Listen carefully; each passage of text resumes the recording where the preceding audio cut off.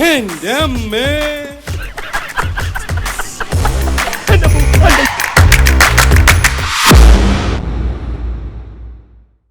Sir, ഇതെന്തൊരു പുലിവാല. പാരീസിൽ നിന്ന് ലണ്ടനിൽ നിന്ന് നമ്മുടെ ബയേഴ്സ് ഫോൺ വിളിക്കുമ്പോ MD എന്തൊക്കെയോ പിച്ചും പേയും പറയുകയാണ്. ഇതെന്താ സംസാരിക്കുന്നറിയാൻ ഞാൻ ക്യാബിനിൽ ചെന്നപ്പോ എന്നെയും അയാൾ തെറി വിളിച്ച് പുറത്താക്കി.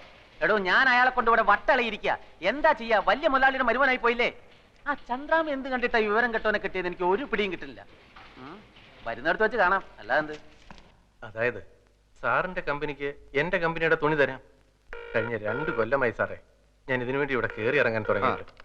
പക്ഷെ മാനേജർ കഴിഞ്ഞ 16 കൊല്ലമായി വേറൊരു കമ്പനിക്കാണ് ഈ ഓർഡർ കൊടുക്കുന്നത്. സത്യം പറയാമല്ലോ സാർ, 5000 രൂപ വരെ കമ്മീഷൻ കൊടുക്കാമെന്ന് പറഞ്ഞതാ. എന്നിട്ടും കാര്യം നടന്നില്ല. വേഗം കൊണ്ടാവനെ, ദാഹിച്ചിട്ട് തൊണ്ട പൊട്ടാറായി.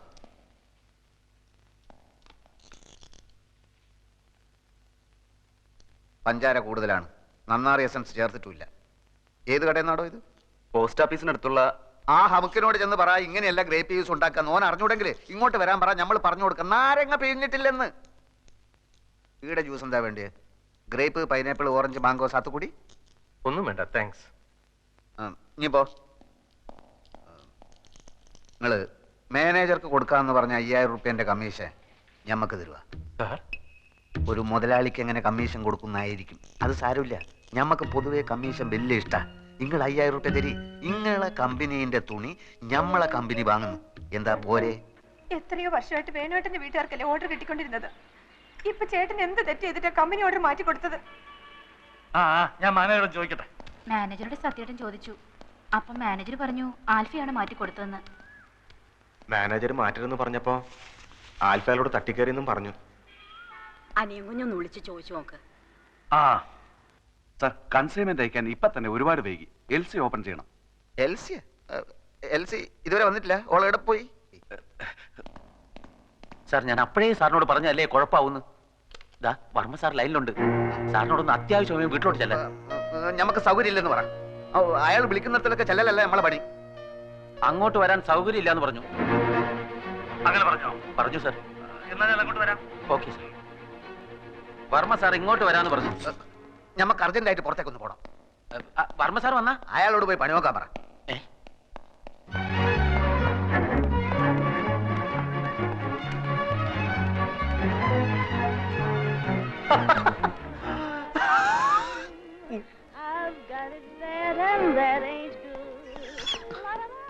ഇനി ഇവിടെ ഇരുന്ന് സുഖിക്കാണല്ലേ? ഞമ്മളെ കൊണ്ട് കഴിയില്ല ഇനി ഇവിടെ ഇരിക്കാൻ. ആകെ കുലുമാല്. മനുഷ്യന് മനസ്സിലാവാത്ത ഭാഷയിൽ എഴുത്തും കുത്തും വർത്താനോ. ഫോണെടുത്ത് പോയാൽ മുഴുവൻ മുടിഞ്ഞ ഇംഗ്ലീഷ്. കുറെ നായിന്റെ മക്കളെ നമ്മൾ കുളിച്ച് തെറി വിളിച്ച് എന്നിട്ട് രക്ഷയില്ല. നീ ഇപ്പൊ എന്തിനാ ഇങ്ങോട്ട് വന്ന്? താൻ എന്തെങ്കിലും അനാവശ്യം പറഞ്ഞിട്ടുണ്ടാവും, അല്ലാതെ വെറുതെ ചൂടാവുന്ന ആളല്ല. ഞാൻ വേണമെങ്കിൽ മാപ്പ് ചോദിക്കാം സാർ. ആദ്യം എന്താ ഉണ്ടായെന്ന് അറിയട്ടെ.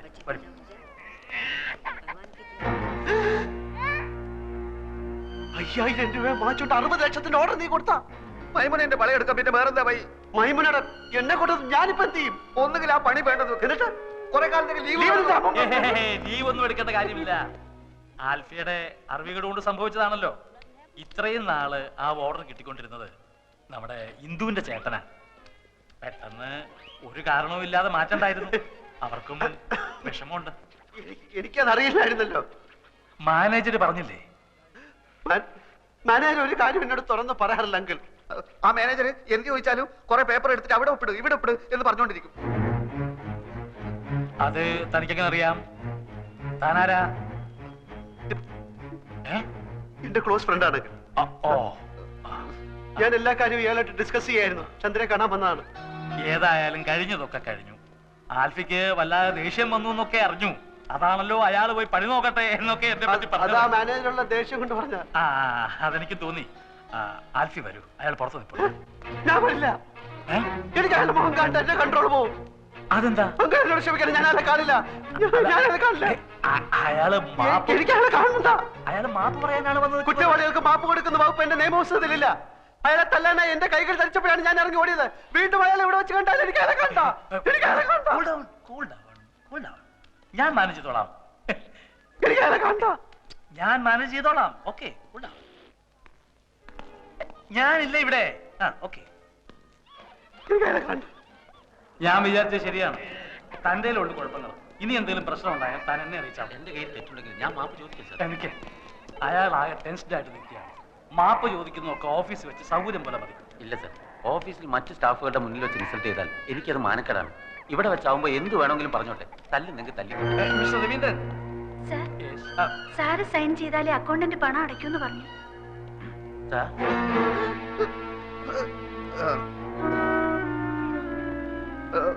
എന്നോട് ആരോടും അകത്ത് വരാൻ പറഞ്ഞത്? എന്റെ മുഖരിക്ക് കാണണ്ടെന്ന് നമ്മൾ പറഞ്ഞല്ലേ? വലിയ കോട്ടൊക്കെ ആയിട്ട് ഇറങ്ങിയിരിക്കുന്നു. ഹാമുക്കെ സാർ ഞാനൊരു ഒന്നും പറയണ്ട. ഞാൻ ആൽഫി ആയതുകൊണ്ടും അപ്പു എന്റെ ചങ്ങാതി ആയതുകൊണ്ടും നമ്മൾ പറയാണ്, ഇവൻ എന്ത് ആഫീസിൽ നടന്നാലും അപ്പ പൊരയിലേക്ക് വിളിച്ചു പറയും. മേലാൽ എന്റെ ആഫീസിൽ നടക്കുന്ന കാര്യങ്ങൾ പൊരയിലേക്കോ മറ്റോ വിളിച്ചു പറഞ്ഞാൽ നമുക്ക് ഒന്നുകിൽ ഞാൻ അല്ലെങ്കിൽ ഒരാൾ മാത്രമേ ആഫീസിൽ ഉണ്ടായി നോക്കിക്കോളൂ. സാർ ചന്ദ്രാമയോട് ചോദിക്കും സാർ. 9 വർഷമായി ആത്മാർത്ഥമായി ജോലി ചെയ്യാണ് ഞാൻ. ഒരു കംപ്ലൈന്റും കേൾപ്പിച്ചിട്ടില്ല. ഇക്കുട്ടി നിങ്ങൾക്ക് എല്ലാവർക്കും പറ്റിക്കാൻ പറ്റും. കാരണം ഓള് പാവ കിടക്കുന്ന കടപ്പ് കണ്ടില്ലേ, ഭയത്തടി വെട്ടിയിട്ട പോലെ. എന്റെ പൊന്നും കട്ടെ മോളെ, ഇന്നെ ഓർമ്മിച്ച് നമ്മൾ ഇയാളെ വെറുതെ വിടുന്നു. പോ എന്റെ മുമ്പിൽ നിന്ന്.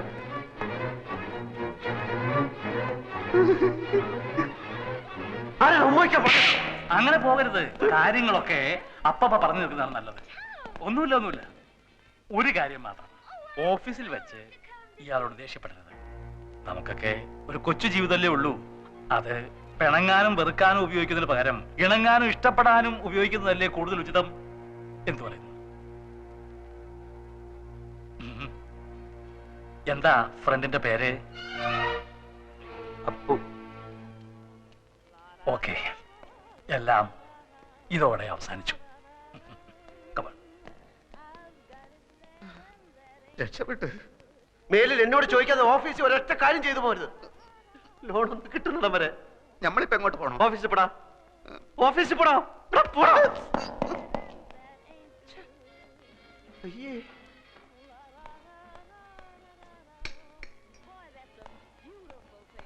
അയ്യേ, ആ വിവരം കേട്ടവൻ ഇങ്ങനെ കയറി ഉമ്മ വെക്കുമെന്ന് ഞാൻ വിചാരിച്ചില്ല.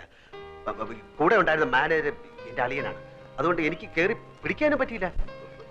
സാരമല്ല, ഇത് തുടച്ചാ പോകും. അയ്യേ, എന്തിനാ കരയുന്നത്? ഇങ്ങനെയുള്ള കാര്യങ്ങളിലൊക്കെ കരഞ്ഞാല് എന്റെ കാര്യം ഒന്ന് ആലോചിച്ച് നോക്കി. ജീവിതകാലം മുഴുവൻ കരയേണ്ടവനല്ലേ ഞാനത് ഹാപ്പി ആയിരിക്കുന്നു. ഒരു കുഴപ്പമില്ല. പക്ഷെ അവൻ കാണിച്ചത് തെറ്റാണ്. എന്നാലും നമ്മള് ഇങ്ങനെയുള്ള സിറ്റുവേഷൻ നമ്മൾ സ്ട്രോങ് ആയിട്ടിരിക്കണം. അല്ല,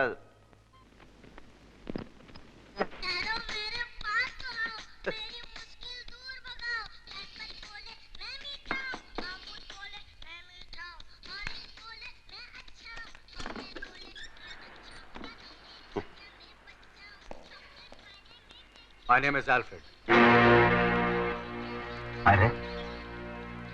My name is Alfred. എന്താ? ആരാ?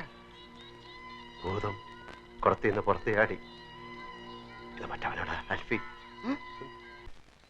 Yes. How do you know my wife? Sir വരണം. ഞാൻ സാറിനെ എന്തെങ്കിലും മീറ്റ് ചെയ്യുന്ന എനിക്കറിയാം. സാറ് ഇരിക്കണം. ഞാൻ എല്ലാം വിശദമായിട്ട് പറയാം. ഞങ്ങൾക്ക് ആരെയും പറ്റിക്കണമെന്നൊന്നും ഇല്ലായിരുന്നു. നൂറ, സാറിന് ചായ കൊടുക്ക്. ചായയിലൊന്നും ഒതുങ്ങുന്ന കേസല്ലേ ഇത്. നീ കൈകാര്യം ചെയ്യും. How do you know my wife? സാറിന്റെ ഭാര്യ ഞങ്ങൾക്ക് വഴിയിൽ ആക്സിഡന്റ് കിടന്ന് കിട്ടിയതാണ്. നാട്ടുകാരെടുത്ത് തലയെ വെച്ച് ചെന്നപ്പോ ആശുപത്രി കൊണ്ട് ചെന്നപ്പോ ഹസ്ബൻഡ് ആണെന്ന് ചോദിച്ചപ്പോ അവരെല്ലാം കൂടെ ഹസ്ബൻഡ് ആക്കിയപ്പോ ഒരുപാട് കോളത്തെ ഹസ്ബൻഡ് ആണെന്ന് പറഞ്ഞു ഒപ്പിടാൻ പറഞ്ഞപ്പോ ഹസ്ബൻഡ് ആയി പോയതാണ്. അങ്ങനെ ലോൺ കിട്ടാൻ വേണ്ടിട്ട് ഒരു നാടകം കളിച്ചു പോയതാണ്. അല്ലാതെ I am not a cheat. I'll call the police. പോലീസിനെ വിളിക്കുന്നു. Okay, now explain everything nice to me. ഗതികെട്ട ഒരു പയ്യന്റെ മനസ്സ് ചേട്ടെങ്കിലും മനസ്സിലാക്കണം. എന്നോട് മാപ്പാക്കണം. ഓനോടൊന്നും തുറന്നു പറയല്ലേ. ഓ നമ്മൾ വിചാരിക്കുന്ന ആൽഫ്രഡ് അല്ല. പിന്നെ ആരാടാ? ഇവന് വട്ട. ഇവന്റെ ഭാര്യ ഏതോ കിണറ്റിൽ വീട് ചത്തു. അങ്ങനെ വട്ടായതാണ്. ആസ്പത്രി കൊണ്ടുപോകുന്ന വഴി കാറിന് ഇറങ്ങി ഓടി ഇങ്ങോട്ട് കയറിയതാ. പിടിച്ചോണ്ട് പോണോ? You take care of my wife. You know my wife? You know my wife. You please take care of her. Take care of her. I get a lot of things from America. She's a very nice girl. I love her very much. I love her. You take care of my wife. I love her very much. I love my wife. കാലത്തിന് ഒരു കോട്ടിട്ട ബട്ടന്റെ കാലുമല വീഴേണ്ട വല്ല കാര്യം ഉണ്ടായിരുന്നു? കാര്യങ്ങളുടെ പോക്ക് ഇങ്ങനെയാണെങ്കിൽ ആ പോയവന്റെ കണ്ടീഷനായി പോകും ഞാനും.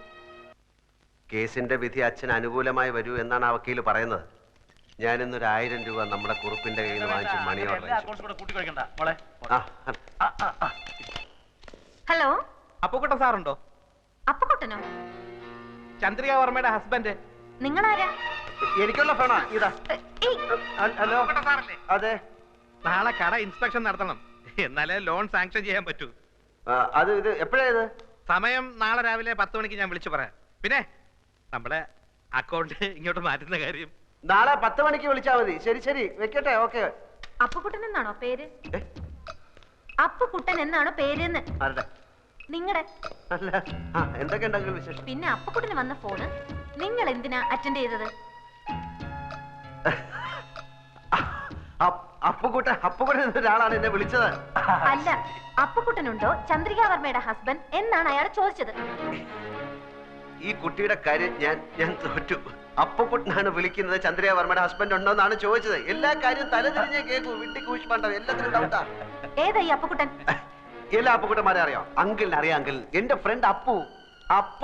അന്ന് വന്നില്ല അപ്പു, നമ്മുടെ ഇനി വന്ന് എന്റെ ഫ്രണ്ട് അപ്പു.